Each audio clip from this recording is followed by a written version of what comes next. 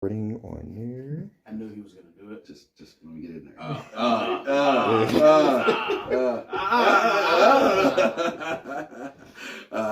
Shit.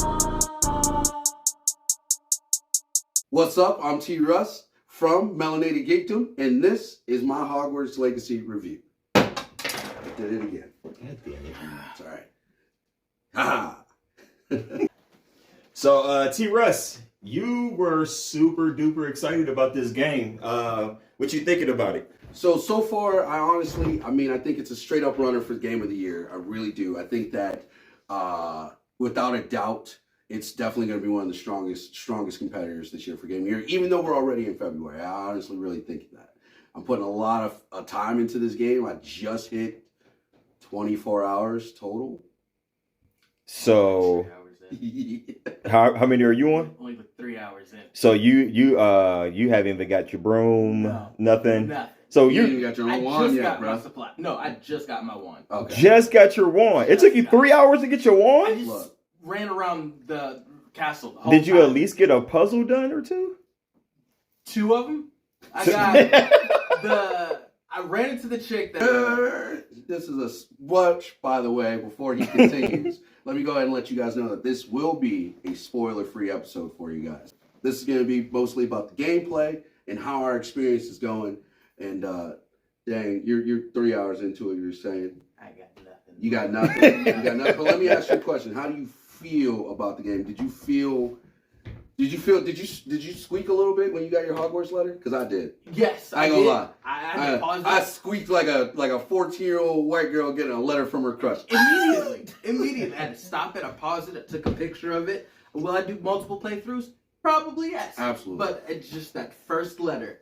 Had to get a picture of. Well, I think the people want to know first and foremost, is that a common thing that white girls have to look forward to, is getting letters from their crush, or is that just a thing you came up with? So I have a beautiful fiance who is obsessed with Harry Potter. She's one of the white girls, which, look, I will bet you $1 right now, you know a white girl with a Harry Potter tattoo that says always on her. Without a doubt. Is that what that means? That's what it is. It's from Harry Potter. Is he banned from playing the game now? I'm just saying. No. It's so for those of you, let me give you a quick little history, okay? All right, so Severus Snape, okay, falls in love with Lily Potter, okay, Harry Potter's mom, right? He loves her so much that his Patronus is a doe like hers, okay? Right. At the very end of the movie, now this is a fucking spoiler. If you haven't seen the movie, you probably shouldn't be playing the game, but that's just my opinion. At the very end of the series in the movies, he gets killed, and right before he dies, he shows Dumbledore in a memory his Patronus. And Dumbledore says, after all this time, and he looks at her and he says, always. And most white women get that shit tattooed on them. It's ridiculous. Actually, my girl has a tattoo. It's on her foot. It's right on her foot. On her foot. And then her cousin, okay, has one on her foot. And then like my sister has one like right here on her neck. It's like a plague. You guys are just tagging yourselves. Like anyway, we're digressing. Back to the game. Before we get into that, because I feel like the people need to know your house. I don't care about what house you got or what house you picked. What house was given to you? Slytherin. Don't lie. Slytherin. Did it suggest Slytherin? I've been a Slytherin since a child. Okay, because I got Slytherin too. Pottermore? Yes. All Don't you question my house. Don't you? No. What about you?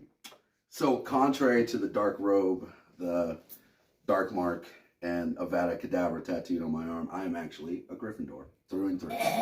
I've been a Gryffindor since Pottermore first came out and they first had the quiz, and I've retaken it multiple times. And then I retook it one more time before I started Hogwarts Legacy, which brings me to one of the coolest components of the game, right? So as Brandon just said, what is your house? You get to find out first thing in Hogwarts Legacy during the Sorting Hat.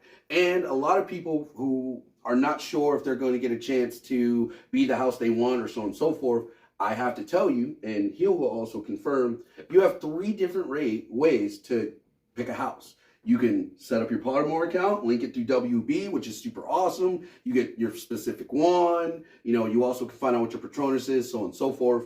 You can take a small little questionnaire during the first half of the game, and they'll sort you. Or check this bullshit out. So no matter what your quiz says, if you are a Gryffindor, Ravenclaw, so on and so forth, and you want to pick a different house, the sorting hat gives you a chance to just go ahead and do that. You can pick whichever house you want. So don't feel like you're limited because of a quiz. You can literally start the game in whatever house you want. It's amazing. It's awesome.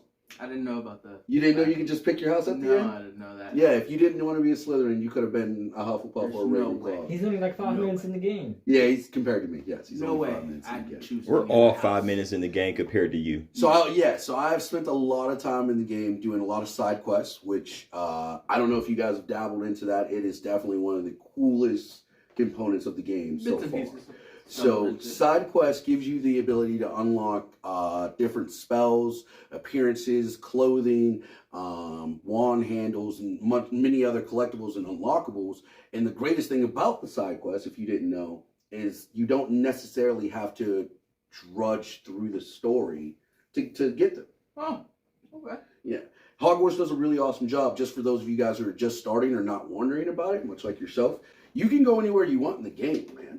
Anywhere you want. So I don't know if you've noticed, once you get your broom or if you just feel like hoofing it, Hogwarts Legacy does a wonderful job of anywhere that you can vision and see, you can go there and usually find a side quest, a different town. Okay. The map is way bigger than you think it is. I'm telling you right now. It's amazing. Okay, good. Because I want to wander. I have wandered the first 3 hours I have played just in the castle alone, looking and revelioing everywhere. Yeah. Everywhere. So Revelio is a main component. It's one of the first spells that you unlock in Hogwarts Legacy, and what it does is it allows you to see hidden objects, treasures, and things like that in the map. And let me tell you, I did the same thing. My first 2 hours, I walked around the castle just looking up all the secrets and hidden things, and it was really fun exploring that castle. And they did a really good job, I think. Are you guys good at solving math problems? Are you able to get into the doors? So I am a fucking beast at unlocking those doors. So once again, this is a spoiler-free alert, but I will say that you will run into these puzzled doors when you first get into the castle, and they're kind of littered all over the place, and they use a special combination. Now, whereas I don't want to ruin it for you guys, and I hope you guys don't go on Google and cheat like a couple of friends of mine, I will say that if you explore a little bit and you dig into the game, you will find in a chest somewhere in the castle, and that's as much I'm going to give you, a little cheat sheet on how these doors work. And once you get that, much like I did, the doors become ridiculously easy as long as you can count up to 30. Listen, just remember that zero's a number. Yes, 0 is a number. Dang. Yeah. Or trial and error, and just keep, when you get to the doors in those puzzles, just press the button over and over until you figure it out. I mean, if you're not good at math. Did you some people spam button math? That's crazy. He just ran every combination. Yep, I did. I trial it. How else is it going to work? So let me ask you a question. All right. So clearly puzzles in the game are not your strong suit, but how have you been doing? Have you got to test out the combat system? Combat a little bit. I got into a certain place of like-minded people that want to duel. And it was not bad. And the firing and doing the basic combat is easy enough. It's reminiscent of a few other games, but once I get more into it, I can give a better definition for it. Right. Well, I will go ahead and say I have fully dived into the combat system. I'm fully in it. Those of you that are very similar with RPGs and having a skill wheel are going to probably really succeed here in this game. So Hogwarts Legacy uses a skill-like component with the right trigger, depending on which console you're playing on, as your primary attack, and then holding that right trigger to activate your secondaries, your spells. I was telling Gaddy earlier, like, what are you playing on? Series S. You're playing Series S. So I'm playing on Series S and an X. I've been going back and forth, just checking out the graphics. But I use a Pro controller.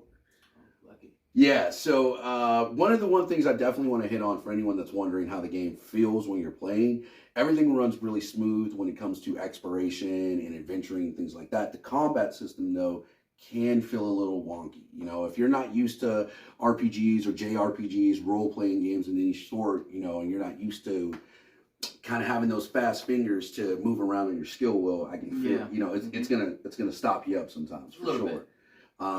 I use a pro controller, so I have a lot of quick buttons, so it's a little easy for me. So I kind of cheat, but you know, it is what it is. What are you gonna do? He just told y'all not to cheat earlier too. Just keep that in mind. Look. Just keep that in mind. I don't want you guys to go out there and cheat and run into these quests and Google every answer, because I will tell you, I just hit the 24-hour mark in the game, and I spent a lot of time in exploration. I have another buddy of mine who is almost, I think he's like 45% done with the main story. Oh. But his level is way lower than mine. He hasn't done any exploration. So I'm diving a lot into exploration. So I don't want you guys to do that. I want you guys to explore it. Feeling out Hogwarts, seeing how big it is, let alone the castle in Hogsmeade. And there's actually, for those of you who didn't know, I think up to 9 other small villages in the world that you can go to. And the most impressive thing about this game by far is not just the size, but how fluid it is. It reminds me a little bit, I don't know if anyone here has played Fable. I played it a little bit. I played the first Fable a long time ago. So the first Fable and the second Fable, like some of my favorite games of all time. And it reminds me of that. The world that you're in while you're moving around is a continuous breathing, living world. There's no part of the map that I've been to, and I've been to every part of the map now, which took me like 2 hours. And I was on a broom.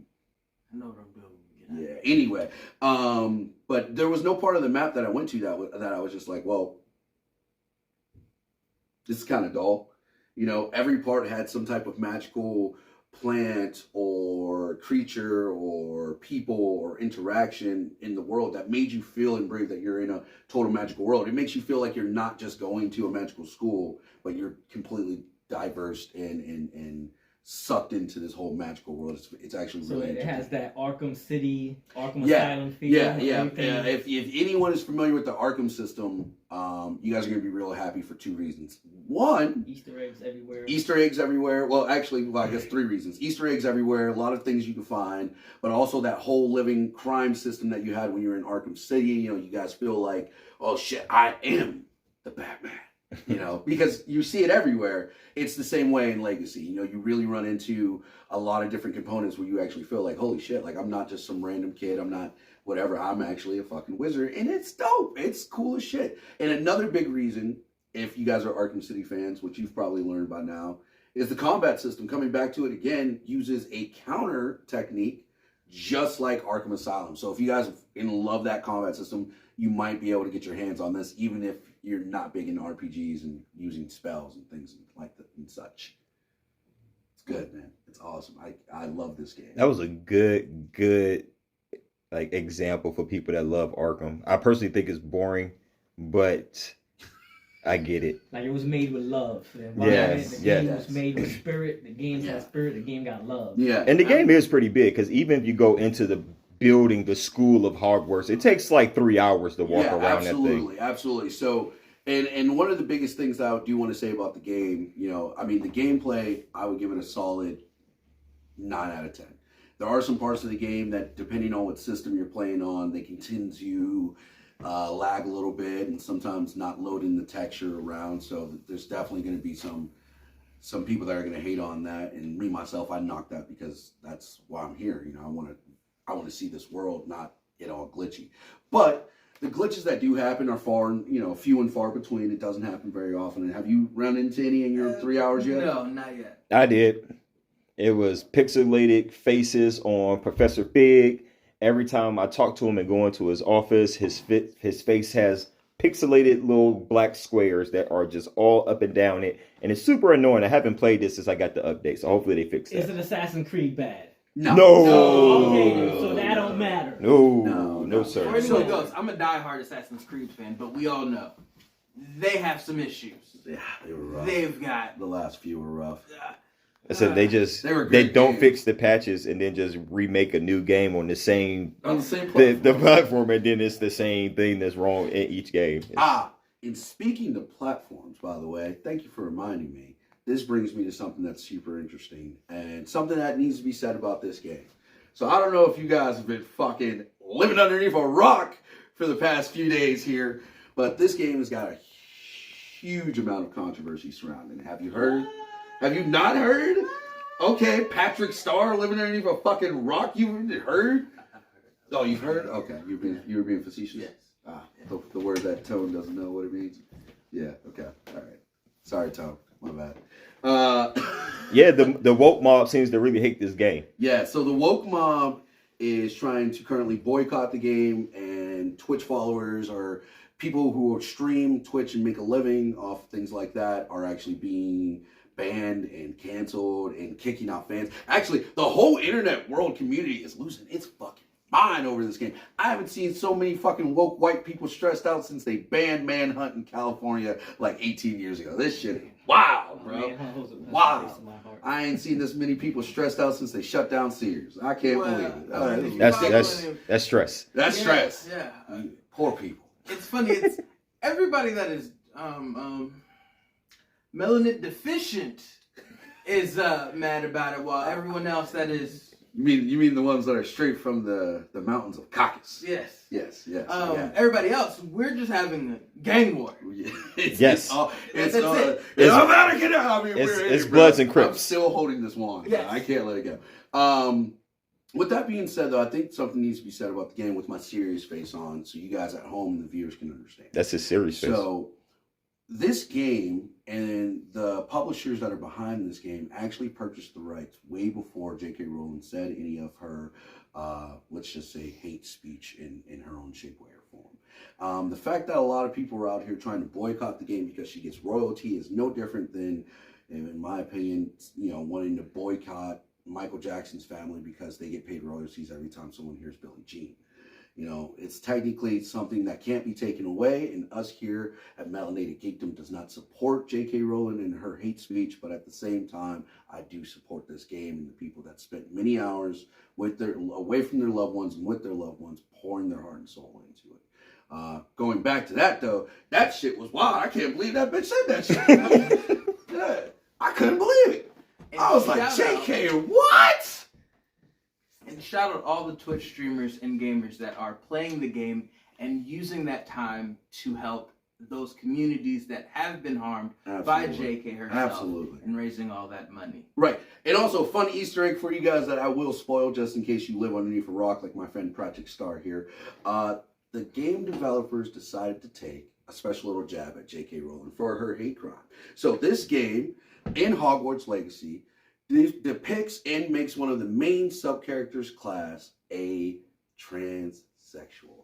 And it is fucking wonderful. You get quests from her. She runs a tavern that I will not tell you. And it is a definite main part of the game. And it was a nice little jab at the game developers saying that we don't support her and we support you guys instead. So just keep that in mind. That's something that takes a lot of fucking commitment to do, and they stand behind you even though JK doesn't. Support this game because it's amazing in every shape, way, or form. It's magical. It really is. Honestly, I've lost 24 hours of my life and I regret nothing. Yeah, her voice super deep. Yeah. Oh, yeah. But also support, it goes beyond the whole woke thing. How many people are involved in making a video game? True. Hundreds of thousands. Yes. These people put all that into the game. So remember that next time you guys want to cancel something. But with that being said, my final score with the combat system, exploration, the beautiful detail of the game, and the spells that I didn't get a chance to go over because honestly, I want you to find out for yourself. I would give this game a solid 9 out of 10 and definitely my choice already in February for the game of the year. What about you? It's the beginning of the year. I love Harry Potter. I do. I know where my loyalties lie, but do you see the Avada Kedavra tattooed on you? I see this. Okay. I see well, it. With that being said, guys, we're gonna get out of here, and if he's not here in our next episode, well, mind your business. My name's Tyler Russ. I'm Danger Rex, and this is Melanated Geekdom.